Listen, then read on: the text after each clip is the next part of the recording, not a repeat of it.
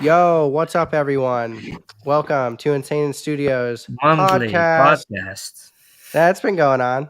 Anyway, today we're going over some H.P. Lovecraft stories, specifically The Hound and Pickman's Model. And then we'll see where we go after we'll see where we go after that.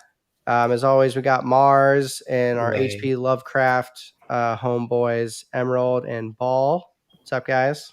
Hey, how's it going? Yeah, doing okay. Right. So yeah, our homework was at least read The Hound and Pickman's Model. So last night, I had to wait till nighttime. I lit some candles, I cracked a beer, and I started 666.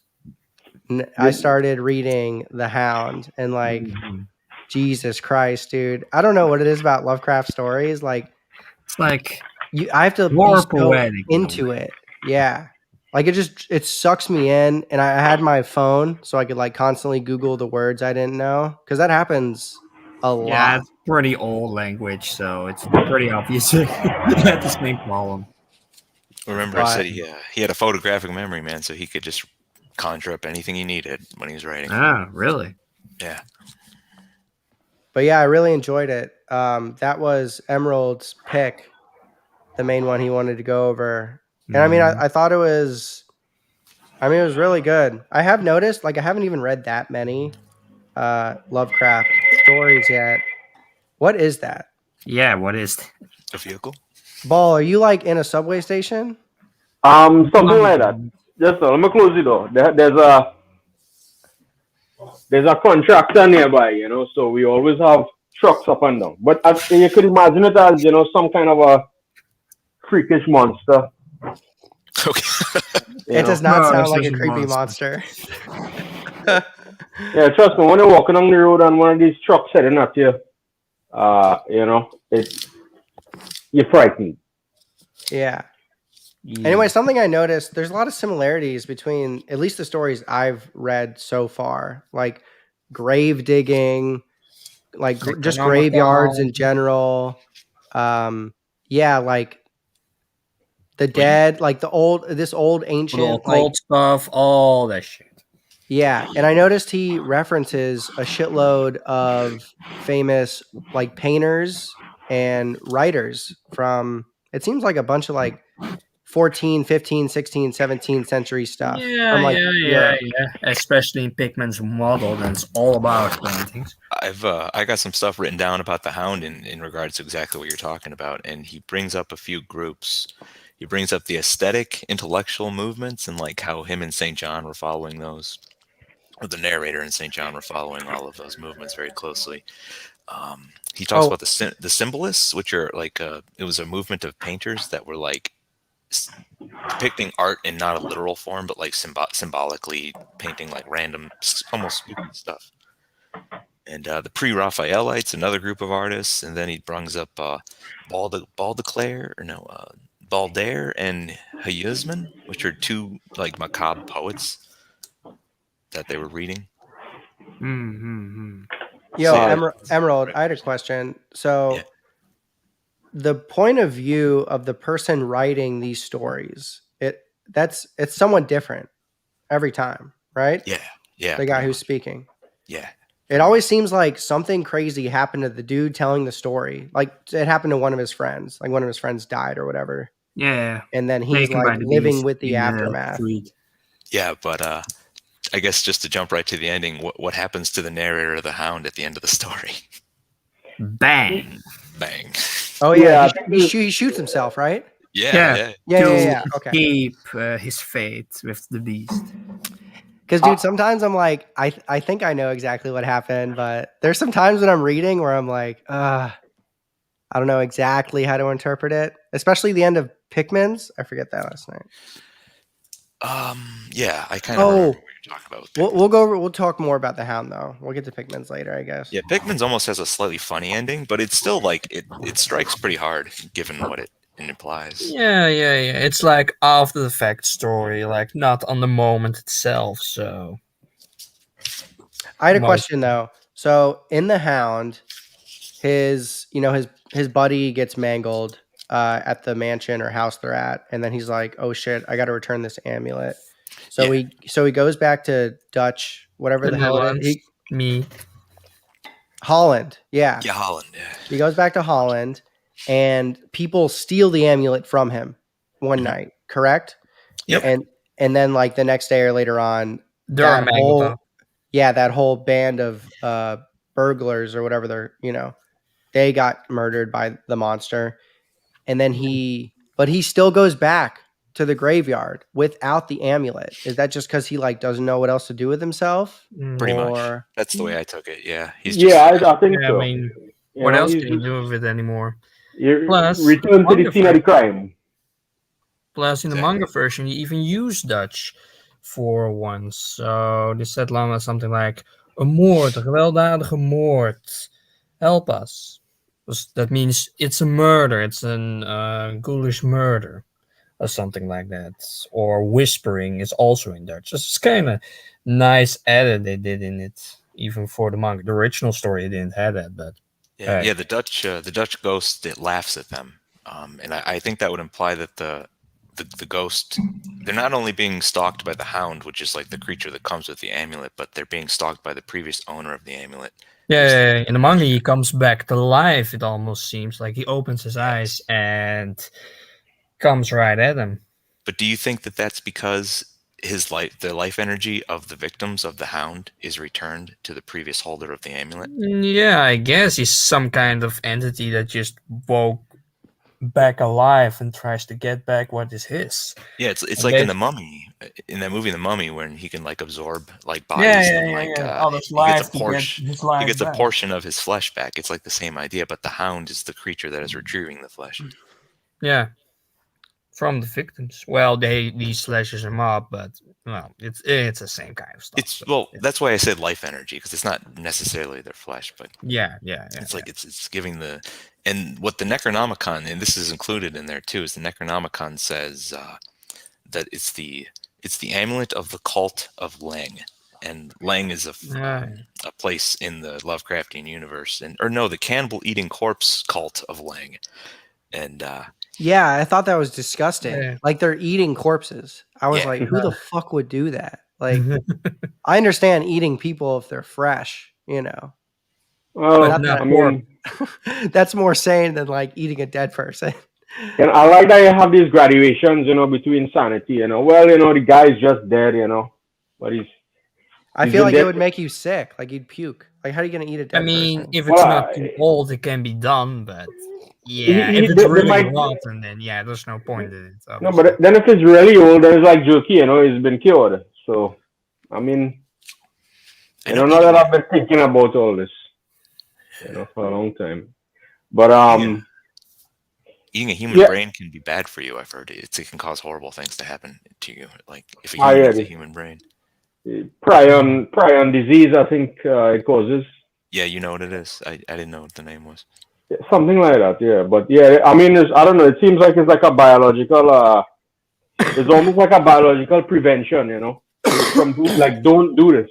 It's a sign from God that says we shouldn't fucking eat each other. That's what it is. Sure, God. I mean, apart from the obvious, it's like, well, we shouldn't do that anyway. But also, here's an additional, Yeah. Well, I mean, I don't know, Mars. It's a little weird. I mean, we eat animals all the time, but try to eat people, you're gonna get sick. Are weird.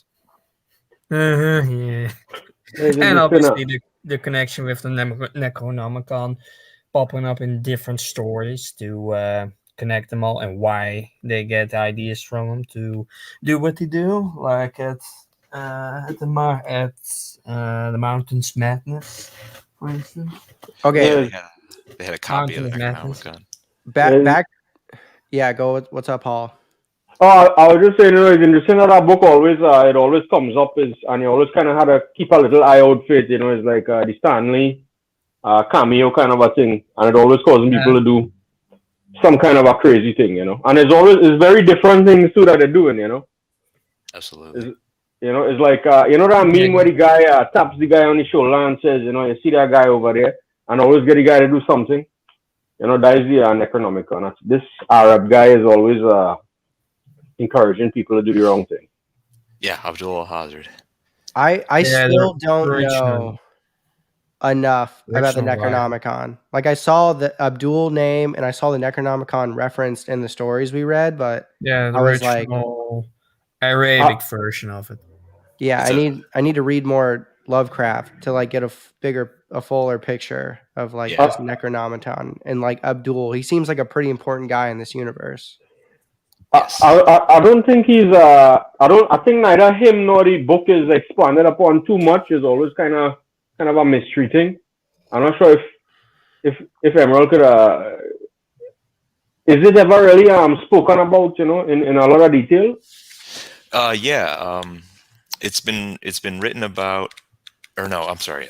There's very limited copies of it because there's only the original version by Abdullah Hazran, and ever since then, only people in occult circles have transcribed it into other languages. And they even say in the Hound that the English version is not quite up to snuff with the original version. Like there's omissions and stuff like that. Wait, But it tells of all sorts of tons of Lovecraft. It's like the Lovecraft. you talking about the translation we have is not that great compared to some other languages. Yeah. Well, Lovecraft was In the fucking book, in the English. Hound, they say that the No. English one is not that great. No, the fictional one. Right, he's talking about he's talking about the book in the world of Lovecraft. But I'm also asking, is the book ever really expanded upon? Because from what I've read, I don't think there's ever really a lot of detail about it. Like anybody actually reading it. Like this passage says this or what. It at least that's what I remember about it. It's always been kept kind of vague. Yeah, Inseinen, it's the Necronomicon was like the characters in the Hound, St. John and the narrator, they have a copy of the Necronomicon that they And they're talking about the different translations with that they read English are compulsively. better. And the Arabic one is the better one, and the rest is all kind of whack. Fictionally. Basically. Yeah. Okay, so what is, besides just like a group of archaic texts, what's the Necronomicon in the Lovecraft universe? It's just it houses tons and tons of Eldritch information. It's like an index. Yeah, it's an index for anything. Basically anything beyond this world of Cthulhu, the world of Ismav, the world of anything we can't see or are long forgotten, like a last testament to that time, basically. Yeah, and and Abdullah Hazard went missing. And even this, I was just saying, and even this watered down English translation is still able to conjure up all kinds of things. So imagine what the original would have been able to do. Yeah, it's not so much used for like rituals or anything like that. It's so informative that it gives the reader like insane amounts of knowledge that eventually can be corroborated when they see these true Eldritch horrors at some point in their life. Yeah, at the Mountains of Madness, they even reference Cthulhu was fighting against these creatures that took over Earth, like the Star People, literally shaped aliens with stars, and were really intelligent, had their own city, had their own language, had their own story, and it's all in a Necronomicon. But what they found there was way more expanded about than was ever in a Necronomicon, or that can be expanded on. It's not so much. I don't want to get too deep into it, but yeah, we'll save that. Save that for a Mountains of Madness episode. Okay. Yeah. Okay, one more thing. Okay, about the Hound. At the end, he goes to the graveyard and then he digs up the grave. Yep. And the amulet's there. It's back with the skeleton. But now the skeleton is like more living and more of this. Yeah, it got more his power back. It's more its own energy back, and wakes up from the dead to take revenge upon the one that took it, basically. I mean, we don't know what happened to the dead eventually, if he really stood up and killed him, but the Hound was after him, and then in the streets he shot himself to relieve him of this pain. Like in the original book, he heard voices, heard all the bats surrounding him and all this stuff, and it's like more psychological battle with the Hound than an actual physical one. So He couldn't take it anymore, and he took himself out. Yeah, and that's That's the how I theory interpreted that. it. Anyway. All right, but what I mean, it seemed like obviously the Hound and the skeleton are two different beings, but when the skeleton he comes across it again, it's like eyes are glowing, and it has these like fangs and claws, almost like the half dog, half human people in Pickman's model. That's what it reminded me of. Do you know what I'm talking about? Yeah, those are more demons, I guess. Those are ghouls. like the literal demons you would guess. Okay. But I guess the Hound comes from the same world, I'm pretty sure. All I'm saying is, when the first description of this skeleton in the story of the Hound is like a regular skeleton. And then the second time we see it, it's almost like it has very Hound-like features, but it's separate from the Hound. Because my theory is that the person in the coffin is a member of the cannibal-eating corpse of Leng, and each one of these members of this cult gets one of these amulets, and the amulet, if touched by the living, will retrieve life energy and give it back to the person who's the owner of the amulet. And it does it with the Hound, the beast behind, the beast you can only see once you have the amulet. Okay, you think the beast took the amulet back after he killed the burglars? Yes, and by delivering it back to the corpse, it is the life energy that was absorbed by the killing. Yeah. They said in the two, St. John and the other one, said that it was a grave robber originally and that he was buried there. So it makes sense for him to be a cannibal because a grave robber digs up graves, and in his case, he eats them. So, yeah. Do you think, does this guy have a name? Didn't they say his name once? The skeleton? The grave robber? No, really. I don't think so. The manga, maybe. Okay. I don't remember. I think I looked for it last night and I couldn't find it. But let's say he was a member of the Cannibal Corpse. What else is that from? That's from something else. It's a metal band. Is it really? Okay. Yeah. Let's say, so do you think he found the amulet when he was digging up graves, or he had the amulet as a part of the cult he was involved in? You know what I mean? Because, go on, Emerald. That's like a device that Lovecraft uses a lot, like this lineage effect, where like objects are inherited over and over and over again through the ages by people that have some greater knowledge of them, thanks to things like the Necronomicon. Like at the beginning of the Hound, he covers all of these. He says that him and St. John were always at the beginning of the aesthetic and intellectual movements of their time. So they were extremely well informed. So these guys were diving so deep into all of these interesting subjects that eventually they discovered the Necronomicon, and through that they were able to learn about the amulet. And then St. John, talking to whoever he was talking to, was able to find out that there's somebody buried with the amulet somewhere else. So they went and got it because they read about it in the Necronomicon. And that's possibly what happened the first time with the Dutch guy too. In the manga, it says it seems in his time he too was a grave robber. We're not talking about the manga. Book. I have also manga, so also talk about manga. I want to go over like the original material. Like over the original material. That was the reason I wanted to bring up both. We can draw contrast too. Yeah, we can draw contrast between the two. Yeah, that's what I'm doing. And I still need to get a better picture of what Lovecraft wanted. Read more, mate. Well, he stole it from the grave robber, stole it from the mighty Spegulischer,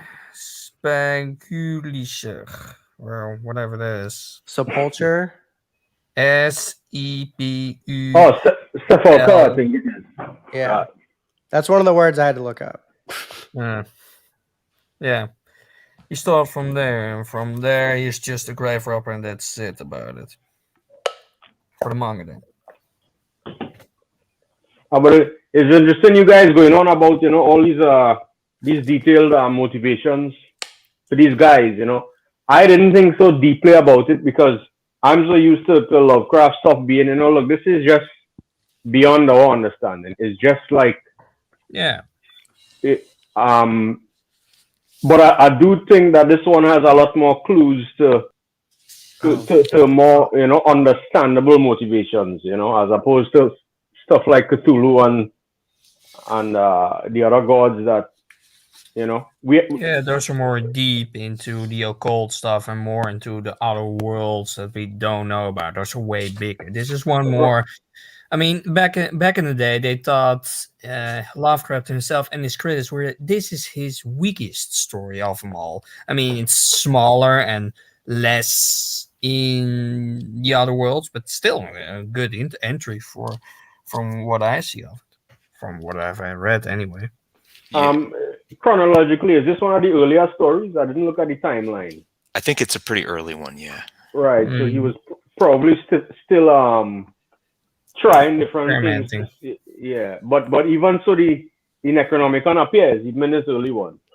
So I think that he knew that was this is cool. I'm gonna keep this thing coming up. Yeah, and the funny thing is he writes about the plateau of Lang in another story, the place that the Candle Bleeding Corpses cult is from. And what's that story? It's called The Dream Quest of Unknown Kadath, and it's a really long one actually, and it's totally unedited because he never actually published it. And so he only had like the rougher draft, which had way too much like information in it. So we never got to refine it, but it's really long on account of that. And Lang is a place in the dream world. It's not actually like a real world place. I see it. I'm glad it's in this one. Yeah, it's the last story actually. Yeah. I'll probably have to end up getting the Eldritch Tales or scroll sometime, but I want to get through this one first.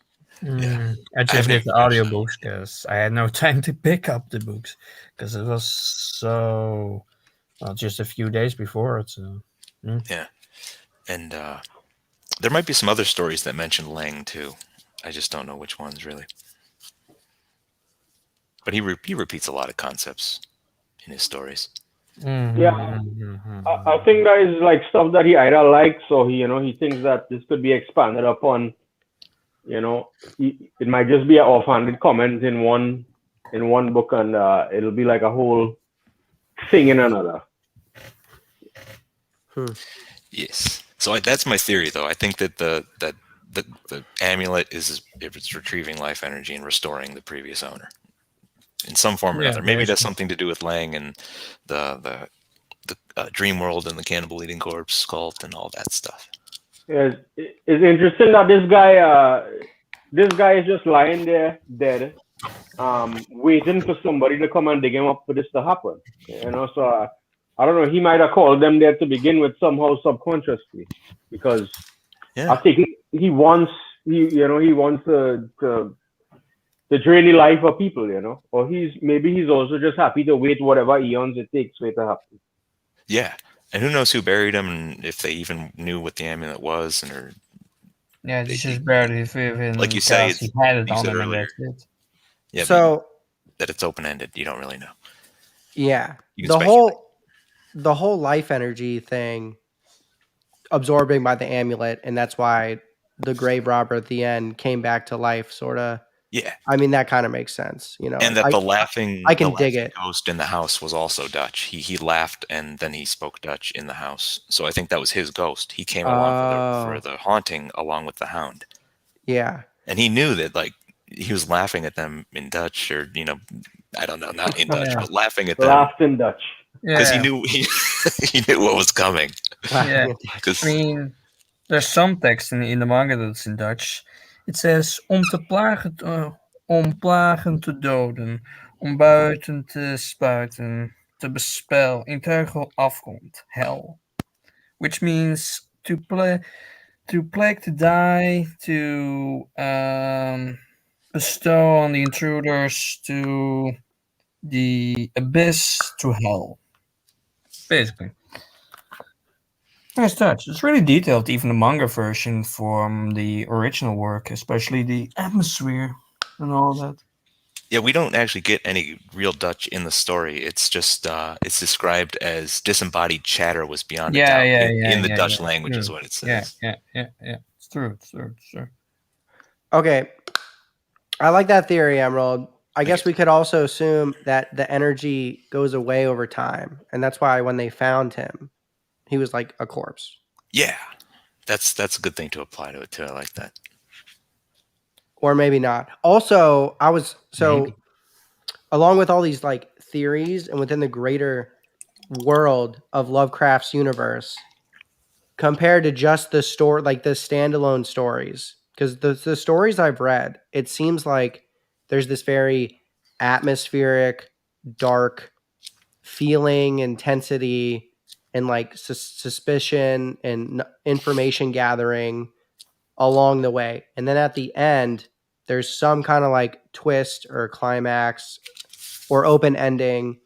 So, and I have a feeling I'm going to come, I'm going to read more H.P. Lovecraft, and I feel like I'm going to see this trend. So, do you think that when he wrote these stories, like, what I'm getting at is, are the ending to the stories supposed to just be like more of like a shock value or entertainment, or Yes.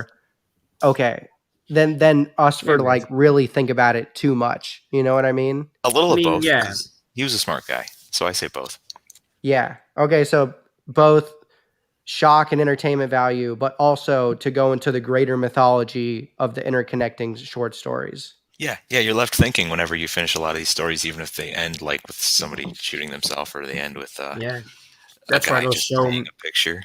I didn't like the end. Well, I wanted him to get like destroyed. I wanted him Lovecraft to go into detail about the Hound, ripping his body apart.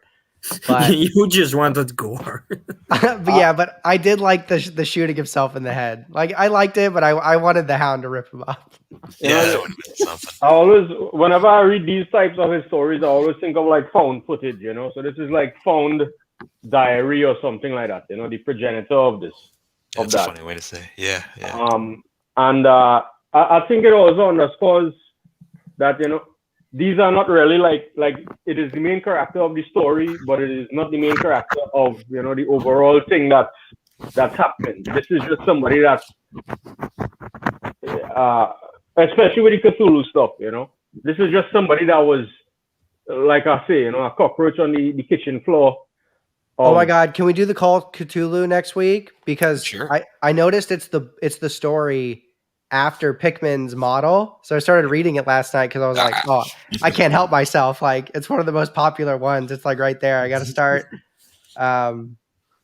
Yeah.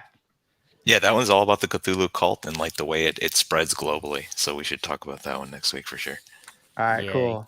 That's a long one too. I don't know, like it's crazy how long it takes me to like read some of these short stories. Yeah, because the language is so old, you need to look up stuff, you need to slow down, you need to Yeah. pay And attention. it's so dense and just his lore can get really like dense. there's no filler. It's just like, God, I really have to fucking pay attention and like read every sentence, every word. Yeah.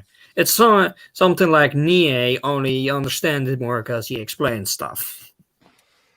Yeah, Yes.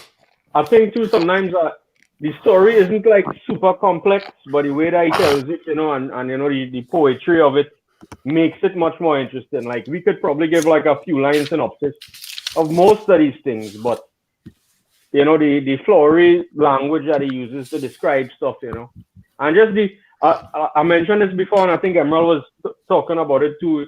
Just the joyousness at which these guys was robbing graves in the beginning, just the childlike joy.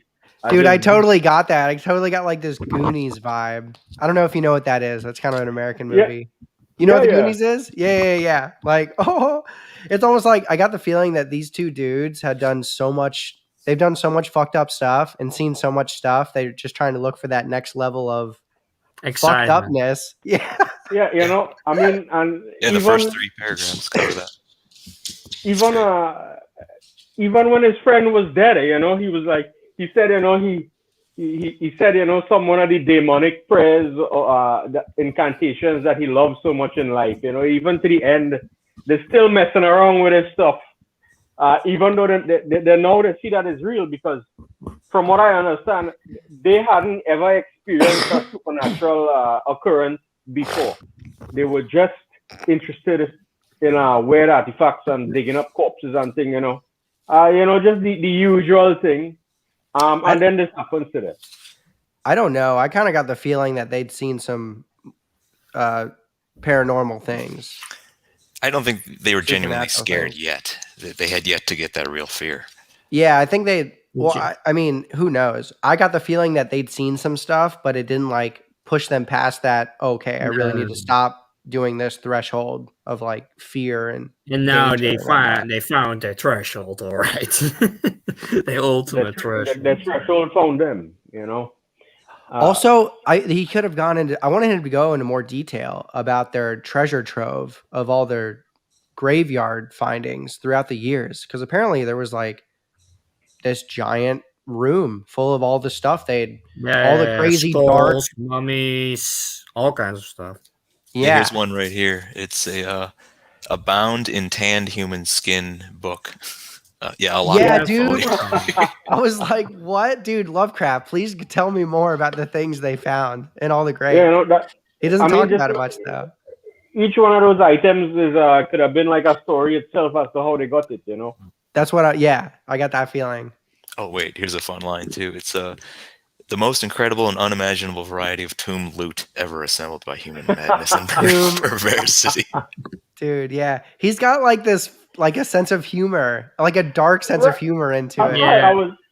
I was wondering, is this just funny to us in modern times that we exposed to so much more morbid or stuff? maybe it was, or maybe in that time they thought they didn't think about it like humor, but more as horror, and for him it was more like humor maybe.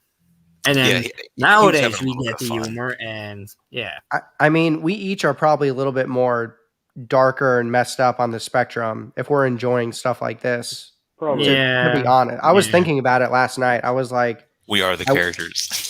Well, I was like, I wonder what one of my friends would be thinking if I like gave him this book to read. Like, I really like it. Like, I get what Lovecraft's trying to do, but I mean, lots of people do, obviously. I don't know what the normies do. Yeah, but Mars, they like, watch horror movies. Think about how many people like don't get into Nihei works like we do. I mean, we think that shit's super cool. Yeah, that's deep sci-fi. Obviously, I mean, it's also difficult to get scares into. away other manga fans and stuff too. Like, I mean, because they don't understand it. Majority of it. Well, understanding. I don't think understanding is 100% necessary to enjoy something. Oh, for sure, yeah. Because similar to Nihei, I was mentioning that with Lovecraft and with Nihei, some of you guys seem to have like an encyclopedic knowledge of what happens. But for me personally, I kind of take away more the mood and some of the ideas. As opposed to the details, I'm not sure if that makes sense, but there's a bunch of stuff in Biomega towards the end that I don't understand whatsoever. But I still really like it. That's why he can make a video on it. We just could explain it, dude. Yeah, last episode for it. I don't know. I haven't made like any videos in forever. I've been super busy. 4 months almost. I'm glad we're keeping the podcast up though. This is fun, dude. I'm honestly really glad we're talking about Lovecraft now. Usually, so Emerald and Ball, usually there's at least, like, we started having a good number of Nihei fans in the chat towards in our podcast towards the end. But now we've completely switched over to like something completely different. No one is watching. Yeah, now no one knows we even stream. Well, dude, we'll get like a Lovecraft following now. Your Lovecraft video.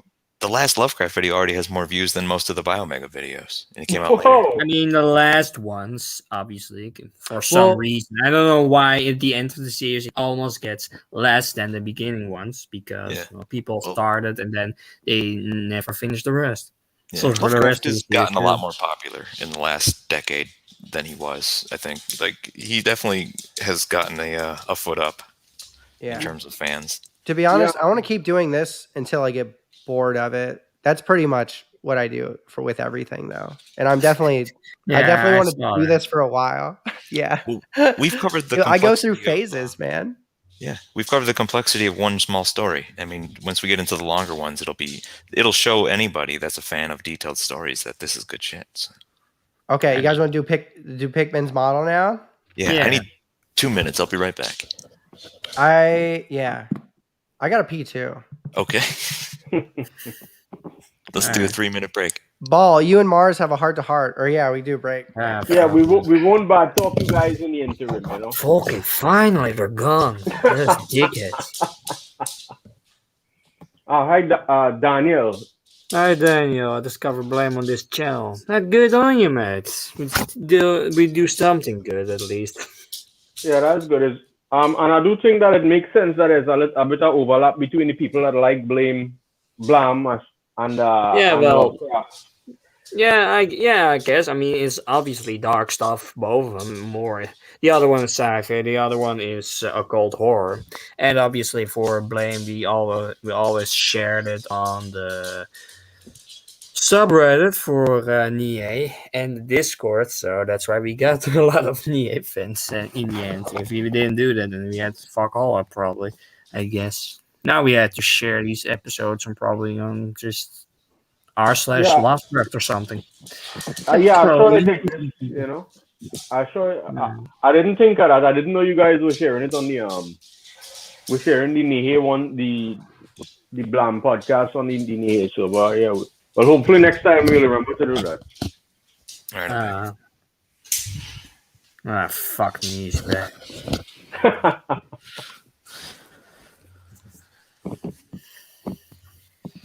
What up? Alrighty, back in action. Oh, Back from the Daniel, dead. don't stop, gentlemen. Oh, hell yeah. Dude, Blam's so great. I'm glad. So you like the Lovecraft stuff? Let us know. I'm sure If we'll get you're like a coming good back. like Lovecraft following if we do a few of these. People just like Yeah, we another need to thing share too. them on r/Lovecraft if they have it. Probably have it, but Yeah, Oh, I probably. sure. I think they probably have more people on that than on the Nihil subreddit, because probably yeah, because it's smaller and less works, less long, less old. Yeah, I'll post it to Lovecraft Reddit. Oh, also like no more 2-hour podcasts. Sure. That's not You're happening. bored of that? It's just too long, dude. yeah, there's 200,000 people on the Lovecraft subreddit, by the way. So you Oh, might Oh, we have 3,000 on r/NetSphere, so he still got more. 3,000? That's it. dude, yeah, it's not a Yeah. lot. I don't use Reddit. I'm just on the Discord, so I don't really have a. You should, mate. I'm mod there. I don't use Reddit for anything. All right, so Pickman's model. Why Ball? That was your recommendation, right? Yeah. no, that recommended it was first. both of them were Oh. emeralds, I think. But you know, it was a Okay. good one. I don't disagree with it. Well, yeah, Emerald. So why'd you pick these two? Well, we just needed another one that was fairly quick, so I picked Pickman's model because I think it's Yeah, just because good. we didn't have much time to read any longer ones, obviously. Yeah, I didn't want to overwhelm anybody with too long of a one, but I like Pickman's And then anyway. it Just becomes 'cause 2 hours long if you do the long one. it talks about the ghouls. Is there the spooky dog characters, dog humanoid characters that live underground? Yeah, And, dude, a lot of like have made witch and contact like with Pickman. ghoul type thing. Oh my god, when he's describing the paintings in the back room when they're like coming up out of the cracks in the ground. I was Yeah, like, for the that's subway and cellars and whatnot, and eating people and torturing them, and I then thought that was just so gets cool. per room, it gets worse and worse and worse and worse. There's Till a the line end, that he uses to describe the paintings. He said, "Wake." It's like he waked the fires of hell in pigment. Yes. Yeah, You it's know? it's something like Euremus' boss with hell depicted and all these humans getting fucked up with all these fucked up demons, and you go on and on. Something like And that. He probably has it from there. again, I think this was cool because he's using the limitation of the written word to hide what it can't even be shown. You know, so he's describing these paintings that coming alive. You know, we can't exactly show that. You know, Well, so it's, he was saying they can't show them to regular people because they're gonna think there's like probably some satanic witchcraft day. cult going on at the art gallery or some shit. Yeah. It's a Especially in the bye-bye guy. 19th century, that's a bad idea. So he just can show them to friends that are really interested in it in Yeah, like one guy. basements, like old apartment studios. He only confided in one man. He thought the paintings were so ghastly that nobody would appreciate them, but like this one guy he brought down there. and then he mentioned And that there even was for a, him, it was too much. He calls him the best.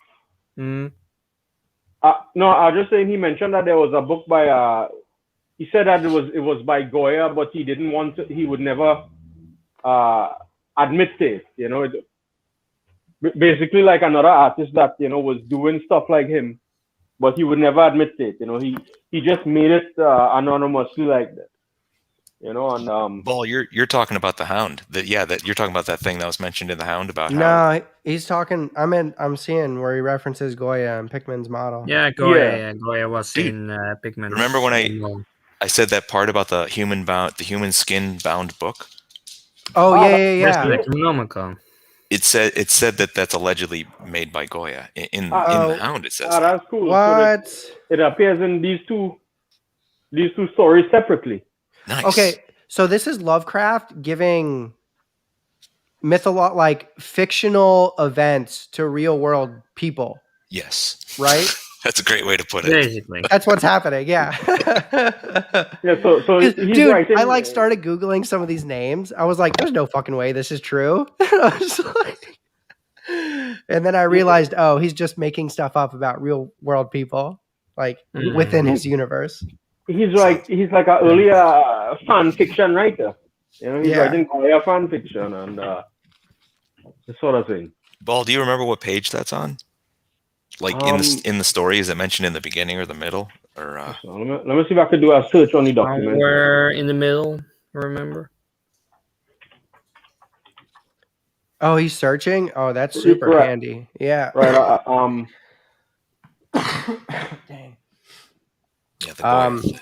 Oh, there it is. And before Goya, you have to go back to the medieval chaps who did the gargoyles and chimeras on Notre Dame and Mont Saint Michael. Mm-hmm. Okay, wait, here we go. I don't believe anybody since Goya could put so much sheer hell into the set of features or a twist of expression. And before Goya, you would have to go back to the medieval chaps who did the gargoyles and chimeras on Notre Dame and Mont Saint Michael. They believed in all sorts of things, and maybe they saw all sorts of things too. From the Middle Ages, had some curious phases. So he's I love the personality he gives to these characters too. Like they're at a bar drinking, and you can tell the guy talking to his friend. He's just like, "Dude, you have no idea. Like, let me tell you this. Like, yo, pour yourself another drink to prepare for this conversation we're about to have." Yeah, he says like, "Yes, dude. I made lots of fucked up things in my day. I go to fucked up studios from like the 17th century, and I go to all these kinds of places to get the most out of it. And then I met this guy. This just goes beyond what I can do with his craft. He's the best painter of all time, but by God, he's a ghastly gruel." Or something like that. Yo, Daniel, I'm gonna look up Goya Saturn right now. What'd you say? Oh, I know that painting. It was found in his home, back in the day. That was a private painting he did. All right, I guess I got to get into Goya now. Jesus Christ! Yeah, that was a fucking brutal. Oh my God. Oh fuck! You're right. I knew it for years. Jeez, that's a private painting that they found after his death. I've seen at least a couple. He didn't want to release. Wait, this is the painting that's described in the Lovecraft story, though, right? Yeah, Goya's, yeah, pretty much. It's similar. It's like he's got the human in his mouth. Are you looking at this? Yeah. Goya Saturn, just Google it. Yeah, that makes perfect sense. That's like that's like exactly what he's describing. And that lace penny he looks at, where he's like, it was so scary, he screamed. Like actually, like I didn't just lull. I actually lulled out loud. There was a man with a 5 foot tall canvas that he saw. Like the canvas was 5 feet tall, and the whole canvas was painted with like a life size depiction of one of the ghouls with a human in its mouth. Yeah, that's what that looks like.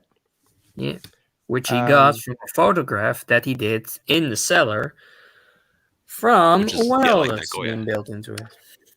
So this kind of leads me to believe that Lovecraft based at least some things in his stories off of his love for like these artists and painters and stuff. Yeah, that's known to him because he can't Google it at that time, so he had to use books and whatnot to know all that stuff. Yeah, people were good at getting a lot of information back then too, even though they didn't have internet. You know? Dude, I was so know. surprising at Lovecraft's knowledge of all this stuff. I'm just like, I feel like Lovecraft, if one of these characters existed in real life, like the grave robbers and the people digging into like archaic, satanic type, history, The Netherlands. Lovecraft was one of them. Like, he's like writing a story about someone that's similar to himself. If he didn't have to maybe didn't have to work or had more free time to do messed up things he wanted. You're right where you know, right? So I guess he, maybe it's only just slightly exaggerated as to what he really used to do. Maybe you think Lovecraft dig up some graves in his time? Maybe he's just kind of hang around them.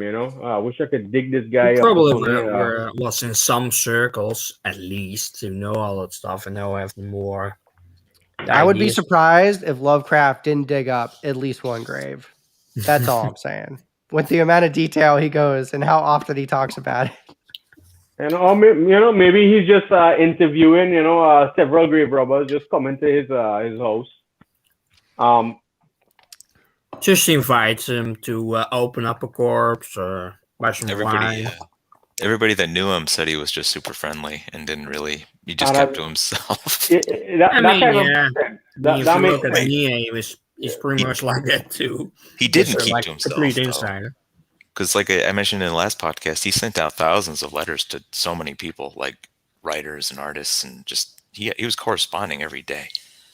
Yeah, but I was like, like a shut-in today could send, thousands of Discord messages, so I was like the ancient version of that, I guess. Positively. He probably just associated with the people into the same stuff he was and didn't care about the normies.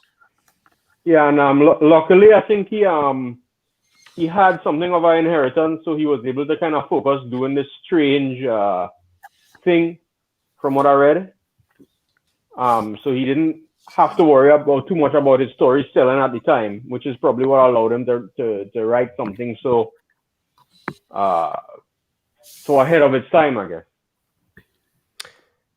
So while reading this yesterday, I was curious on his religion, and he was an atheist. I was like, that makes a lot of sense. Like his outside the box thinking as far as the paranormal and supernatural is very cool, and he was very unique. Really into science too, like all the modern sciences. He followed them really closely, and he implemented that into a lot of his stories. You'll find out. Okay, one thing I do want to think. So things I really liked about Pickman's model, I loved the navigation through like Boston and the old parts of the town, right, that no one ventured to anymore, and kind of like a little bit of history on how old the houses might have been.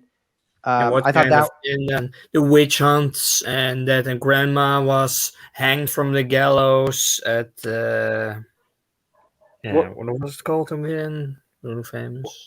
I thought it was cool to the Salem. Salem's bingo. That. Go ahead, Paul. Yeah, just saying. I thought it was cool that he describes this kind of urban exploration that Inseinen was talking about. This is a place that anybody could kind of get to, but nobody just go. I like the idea that there's this almost mythical place right in the center of like a city, or just at least on the outskirts of it. And yeah. Something about it I find so interesting. This is not some place off in the Arctic where nobody could reach. No, this is like a portal to the underworld. Behind the burnt out Wendy's or something. Yeah, it's really close to home, is what you're saying. Like, yeah, it's exactly. like the supernatural is not that far away. It could just for me, the Hound, literally, because it was in the Netherlands back in the day, but still. Yeah. Okay, so go ball. Sorry. No, you could go ahead. I just wanted to pick your guys' mind on. It seemed like did they go over Pickman's death in detail? I feel like it's just kind of like no, he was just missing. Alluded he was to. Just gone. Basically, he didn't really have. So he went missing. He was looking for him, but he didn't want to go venture too deep. He could lead to them, but he didn't want to go back to the house. Not that he ever could, and the police wouldn't find much anyway. He probably was taken by the house. Okay. I'm If he remembering. was Yeah, it's in the lucky, he beginning. wouldn't find much. You know, he wouldn't want. He didn't even. Just imagine, right? This is like a person in a normal world that has a artifact of something that is supernatural, you know, but it's presented as, you know, a normal kind of item, like just a picture, you know. It's not like the amulet that's calling all kind of demons to the house or whatever. I just thought that was interesting, you know. Here is proof, you know, like how even in modern times all the pictures of these UFOs blurry. Well, here is you know, in focus proof of you know. Are you talking about the picture at the end, that like Right, the fold of paper that he like took from Pickman's basement that was attached to the painting? Well, you guys remember the scene where Pickman literally goes around into another, the basement of the ramshackle house that he's renting for his private studio is filled with these tunnels, these underground tunnels that go to mysterious places. And then he shuts the door, takes out a revolver, just shoots at it till it dies and thumbs. Then you get wood. Yeah. So he literally goes and kills it constantly. And he doesn't know what's going on. He says, "Oh no, it was rats." No, it was fucking demons. Yeah, it was and he knew that because he took a picture. Really big rats, you know. Really fucking big rats. Capybara size rats. Okay, so we can assume those were ghouls, because at the end he's like, no, like it was like a real life photograph picture of what he had drawn. He took from the painting as a background photo, but it wasn't. The ending is actually kind of cryptic like that, because I was just looking at it as we were talking. But it was in the basement. Like, so the ghoul must have been in the basement in front of Pickman. He took a picture of it. From the well. Because he rose up from the well itself. He flew out of there. Yeah, Pickman was getting to know the ghouls. He literally had contact with them. Yeah. I like that he having contact with them. He seemed to be friendly enough with them to get them to pose for him. But I was like, he put the ghoul posed for him. he pulling out his revolver and blasting them too, you know. It's like, maybe that's the only way he could get respect from them, you know.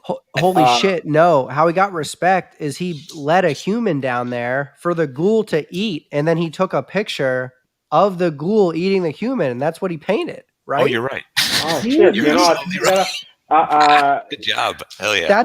That's how he got the in. He's like, yo, you don't want to eat me. I'm on your side. I'll go find someone for you to eat. Yeah, I'll go find someone for you to eat, and then we can make a relationship or something based on this. That's what the implication really is, though. Just to sacrifice someone for your painting, basically. Oh my god! And then the guy could have been the next victim. I didn't get that feeling like Pickman wanted to do that. I'm wondering that. There's that reminds me. Just a small aside. There's Jeffrey Dahmer, the serial killer. I think there was a story where he says that there was a guy that used to go running every day, and you know, he would always look at this guy go running and think that would be his first kill. And then the day that he made up his mind to do it, he didn't see the guy run past. You know? So that guy, whoever he is, just so narrowly escaped death, you know? And that just reminded me of him. He's here thinking, but did you think that he was gonna feed him to the ghouls? Because no.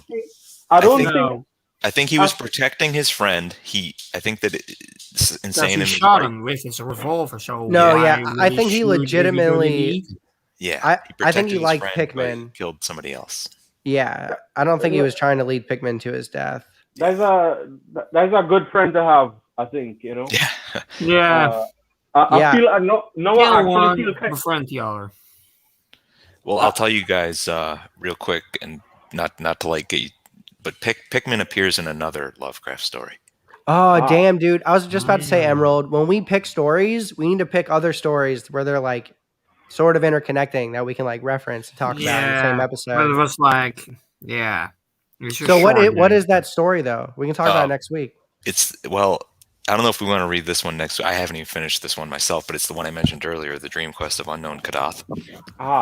Oh, that's a really long one. So it's that's 80, gonna be it's 2 80 hours. pages, and there's so much like It's like you're reading a really long saga, man. It's like there's multiple arcs, there's multiple locations. It goes on and on. It's good though, but I haven't finished it yet.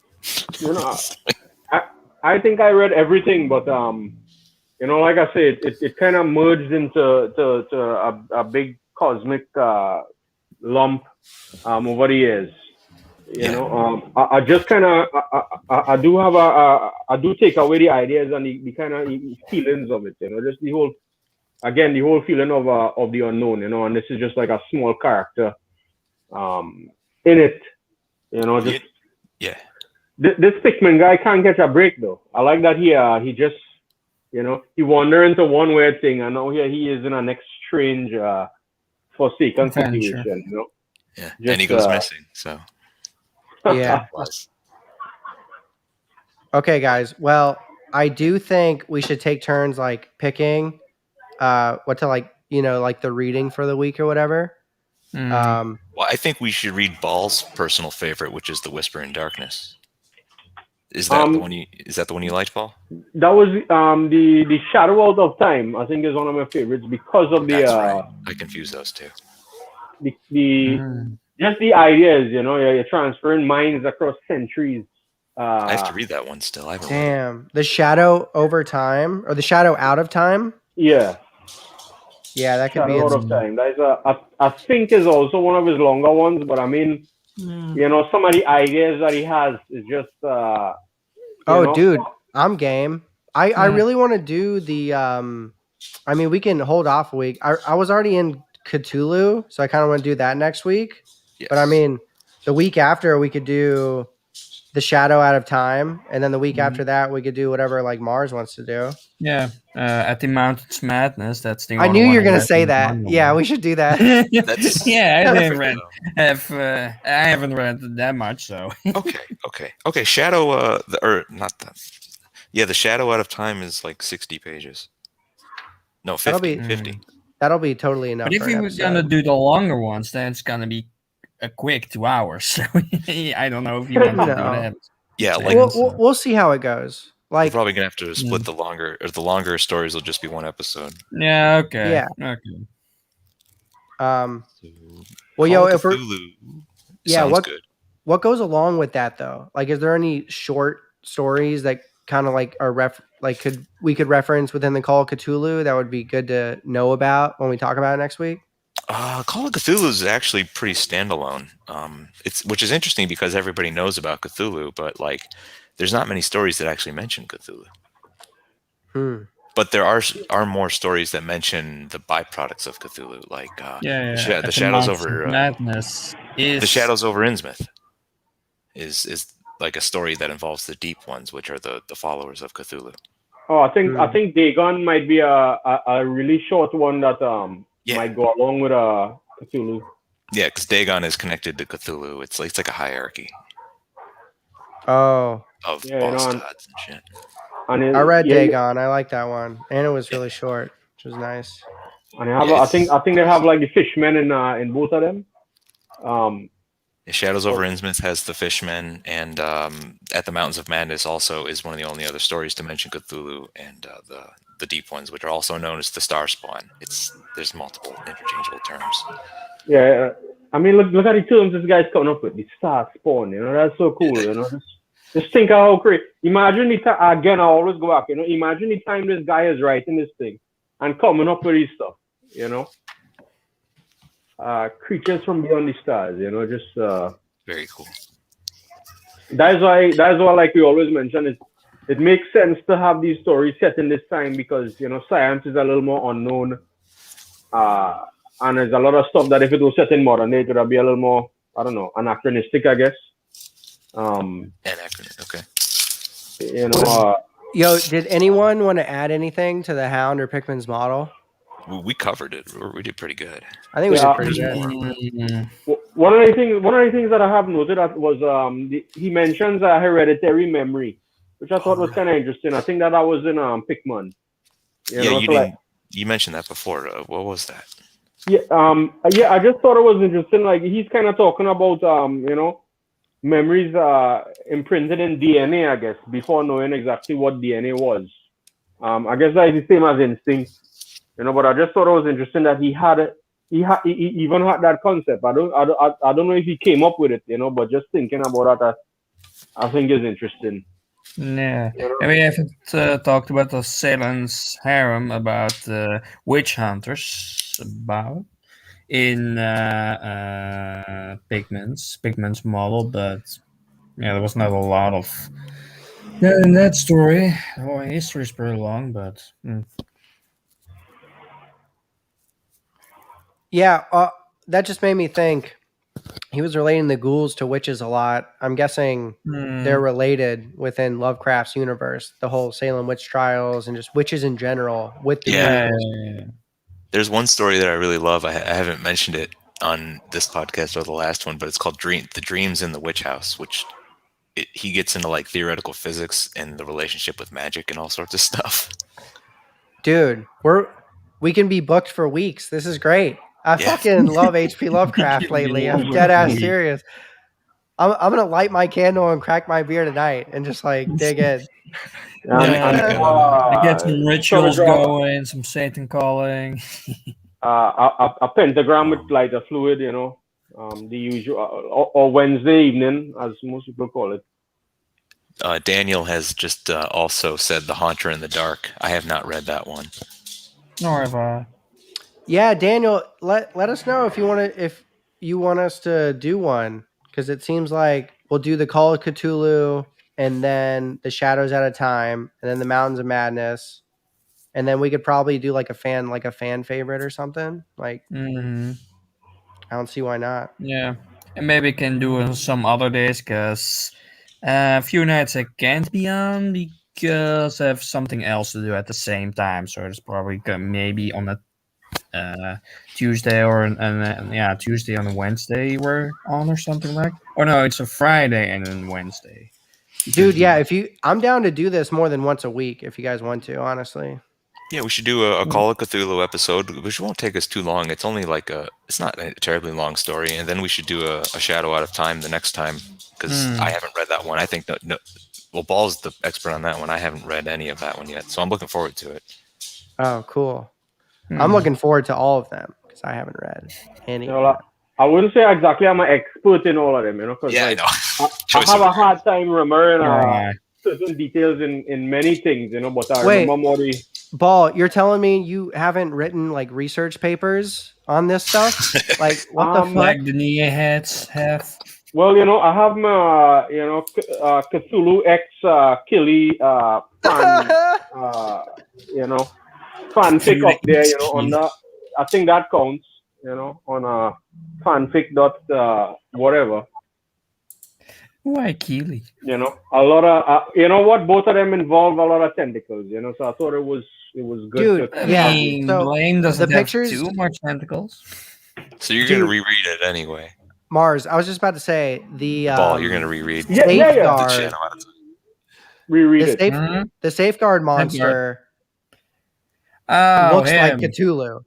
The giant one that they take down, that SIBO battles with the huge builder. Yeah, I know, but he's way smaller and he's gone with like one blast. But he does look like Cthulhu, though. He does look a little bit like him.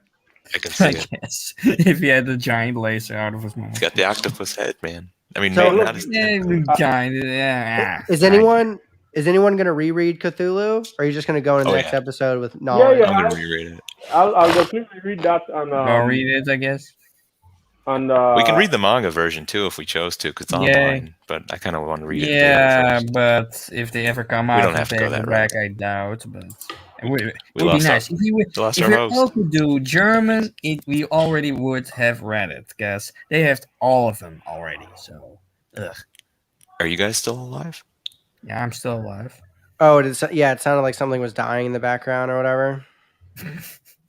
I can't explain that. That is, like the Hound.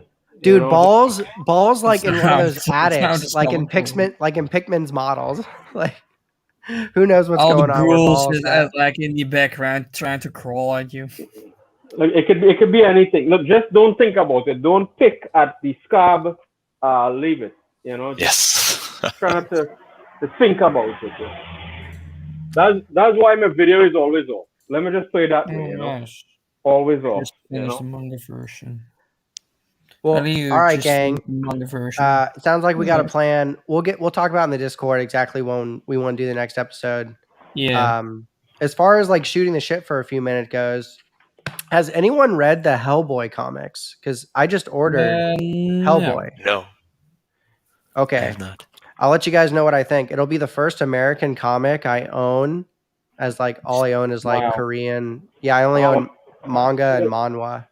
I actually have been looking at a lot of comic artists, you know, and Mignola is definitely a great guy. If you one thing to look out for, look at how he has like a lot of flat colors, but even with that, he's able to get like, you know, foreground, midground, background with that, you know. I don't know. Yeah, If I like how he adds a bunch of like different countries' mythologies. He basically puts Hellboy, and it's like all these different countries' mythologies exist. It's not just like one universe or like religion or right. you know mythology. It's like a combination of them all, which I think is really cool. I haven't read any yet. I'll start reading it, you know, later.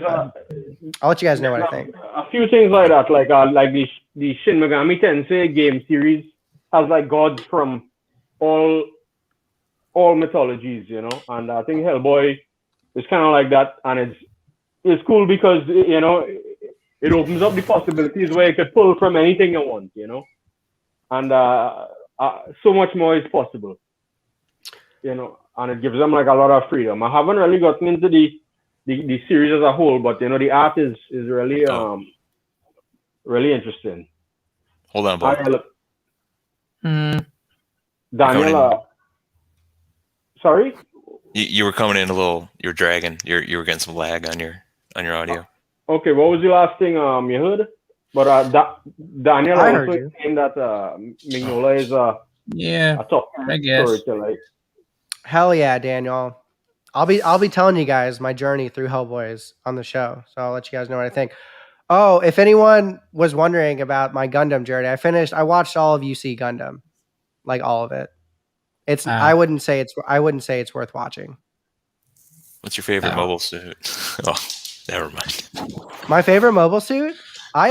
Dude, so there's a lot of parts of the show that I really like, but there's a lot of parts where I really pissed me off. Like Tomino's writing of female characters is like bland, fucking weird. No, it's terrible. Like I can't even like. I've never seen worse female characters in like anything. Ever. A lot of people say that. That's a running gag in the Gundam community that he can't write. Yeah, I'm just like, dude, I know you're married. Talk to your wife about like what a girl is like. Like, if you're gonna put all these different female characters in your stories, like talk to some females about what it's like to be a girl or something. Like, because oh my god, it is so fucking frustrating. Some of the things. Oh, and one of the culminations, which should have been an excellent culmination of storytelling and action, Char's Counterattack, which is like the movie that follows the three main TV shows: Mobile Suit Gundam, Zeta Gundam, Gundam ZZ. Char's Counterattack is supposed to be this like climactic finish to that arc, you know? And it's just so bogged down by this girl he introduced to be like one of the main characters in the story. And she is just so incredibly frustrating and annoying. And she takes away from like everything awesome that's going on. And honestly, I was thinking about it. You could have just removed her from the story, like from the movie, and the movie would have been the same. Like she had no impact at all, except to just make it frustrating to watch. I'm sorry. What were you talking about again? I'm talking about Char's Counterattack. Which girl are you talking about? Are you talking about Quest? I forget her name. The girl, the blonde girl. Great. I don't know the blondes. I don't know any of them. Wait, Quest had blue hair. Who had blonde hair? Maybe she had blue. I feel like Quest was in Zeta. Hold on. Char's Counterattack had the Gundam. It's a kind of come on. Yeah, we really deviated.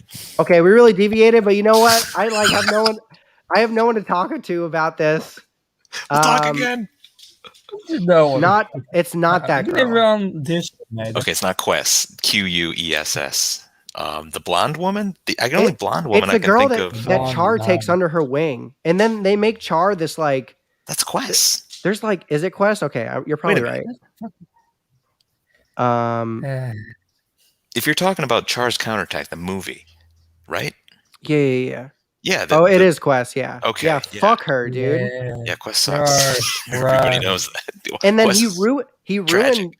ruined Char's character. Char had Oh, you're right about that. so much character development and just awesome build up in Zeta. And then in Char's Counterattack, it's like everything he did in Zeta, it's like it didn't even happen. Well, he became his father. He adopted his father's ideals. And he totally didn't care about his past self, because his past self was only committed to revenge, and he got his revenge. And after that, he got amnesia.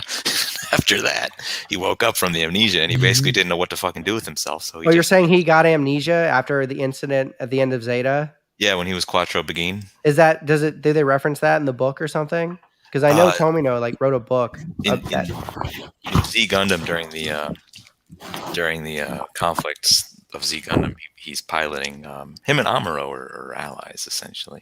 I know. He starts off. Actually, I can't remember. Did he have real amnesia, or was he pretending to have amnesia? Look, the fact that Char turned sides again doesn't bother me. Other things that bothered me is like the weird interactions he had with Quest. Like, since when is Char this womanizing, taking advantage of like young girls? Like, there's got to be a 25-year-old difference. He's got a history of it. He did it with Lala in the original Gundam. Yeah, but they were way closer in age. Yeah, like, that could be like a real world relationship. Char Lala, age wise. Yeah, he used her. And the trouble with Quest is that he saw Lala in Quest, even though she was kind of a cheap replacement. You know what I'm saying? Yeah, I mean, I guess I just didn't like it. I thought like it pissed me off. And one of the most hilarious memes of Gundam is that Char says that Lala could have been a mother to me.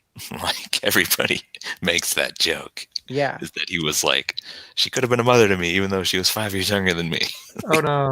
Because he had mommy issues. He didn't have parents and all that shit. Yeah, I've never watched a Gundam. It was never available never watched here. Any of it.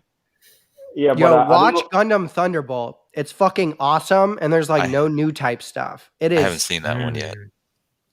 It's just 70 minutes of just awesome animation and mecha action in space. Like, it is sick. I watched like a few days ago Joe Crusher of Crusher Joe. Yeah, that was also in the OVA a lot. I love Crusher Joe.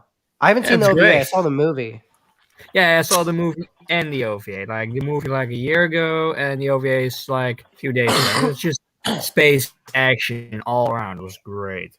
Mm-hmm. Not a lot of plot development, but great stuff. Hey, say Inseinen. Whenever you make the thumbnail or the title for the video, just add that there's a little Gundam rant at the end. Dude, I'm not gonna put that always in there. Okay. This honestly, like custom for us.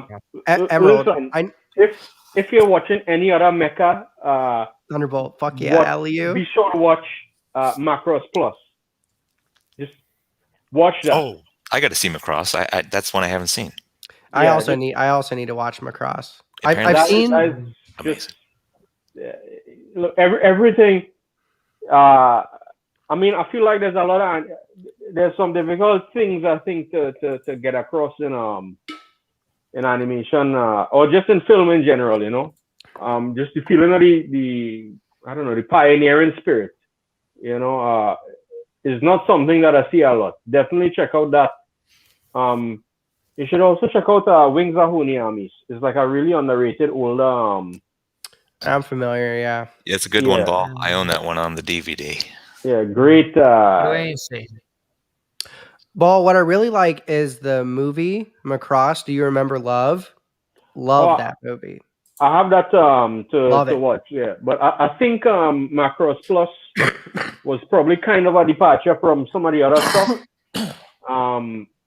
But you know, just the fight scenes too, you know, apart from the story, just definitely, you know, good old drawn by hand as God intended at great expense and oh yeah, that awesome cell animation, baby. You know, as it should be, you know. If you're doing animation and your back isn't hurting you, you're not doing it right, you know. Well, unfortunately, those days are gone. Ball. They're not coming back. I think You're not you know gonna what get I think that, animation anytime. They're not coming back. I'm sorry. because I like it too, man. That's why I love 80s and 90s like anime stuff. yeah, but when you look at Studio Panok, the guys who split off from Ghibli, what I think is not happening as much is they're not embracing so much. Most of the studios not embracing as much some of the digital production that I think they could. But looking at Panok, I see they're doing stuff on iPads and all different kinds of things. I think there's things that they could do to streamline the process that might make things a bit easier. You know, and again, I'm not sure, but all right, I'll keep my fingers crossed, bro. You know, I think there's enough eccentric people out there to make things happen, especially now that they could do stuff remotely too. You know, you could cut a lot of costs. You don't have to have an office or something. I don't know. Gone. I hope so. Fucker. I hope so. You know, something just never looks quite right with CG. I clicked the wrong button. You know? By the way, All right. Insane. Have you watched the last episode? Watch what? Last episode from the podcast, my podcast. No, I didn't. I didn't. Yeah. The Joyride cast. Other recent events. I finished reading Devil's Line. I don't know if anyone knows what that is. What's it, sorry? Devil's Line. Oh, no, Devil's Line. No idea about that one. It's a manga, yeah. It's actually written by a girl. It's like a political drama vampire romance story. Okay. But I'd say it's more about like relationships like than the actual vampire aspect. I love vampire stuff, so I pretty much if there's a vampire manga, I'll at least look into it. I mean, one good thing is it's definitely an adult story. It almost reminded me of a combination between Twilight and Tokyo Ghoul. Yeah. You know what that is? Yeah. Unfortunately. Not that I'm not saying I wasn't a big fan of Twilight. I like the story. The actors were fucking terrible, but overall, like I remember watching Twilight when I was younger. I thought it was okay, but the acting was just so bad.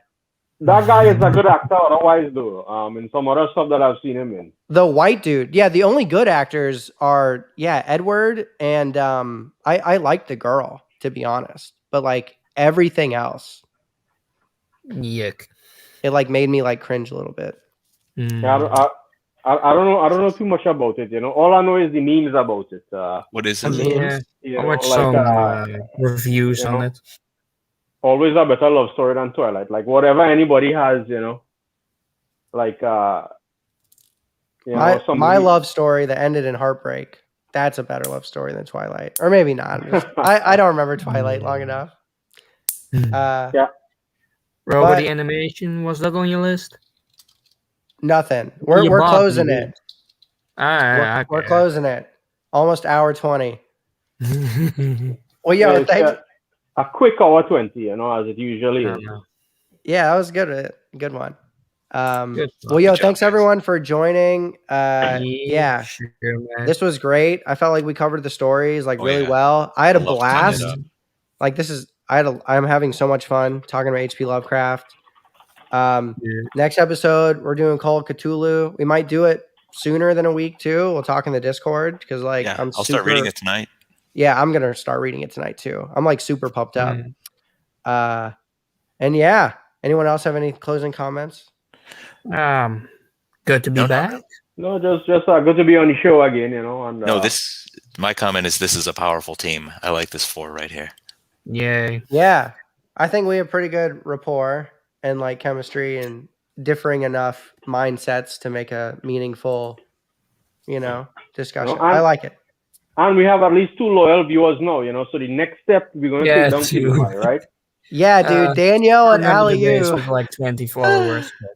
Yeah, they're the new starting the viewers for trend. A Monday afternoon live stream on a small channel is tough, man. And the views come in after that. Like live streams always have far less views than the views. Because before that, like 40 people watching, and now it's just like 2. But yeah, randomly. Yeah, do but this. remember, like, like I used to be watching, so you've lost one viewer. Theoretically. I mean, Well, you know, advertise.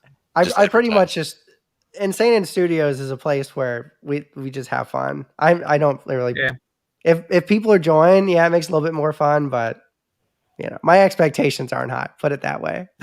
I'd be happy with 500 views. That's cool for me. I'll probably have 500 subscribers by the end of the year. I'll have to do something. If we keep going. I'm trying to work out, and then I'll put on the camera and add some oil on that. I think you'll get some more viewers there.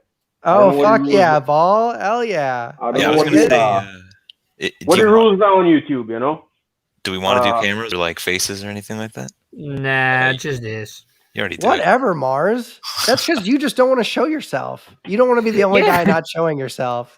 But last time you said, no, we should all do faces and like that. Emerald, my face will always be on screen. So if you want to you want to get on here, Ball, you too, get your camera. I'm not running to buy a camera, but I could even throw a picture of myself just so it's a little more natural.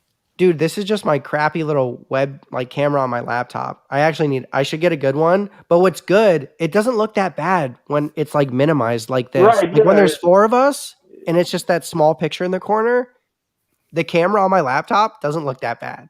Nice. I was also worried about the connection. I didn't want to saturate the connection with video and audio.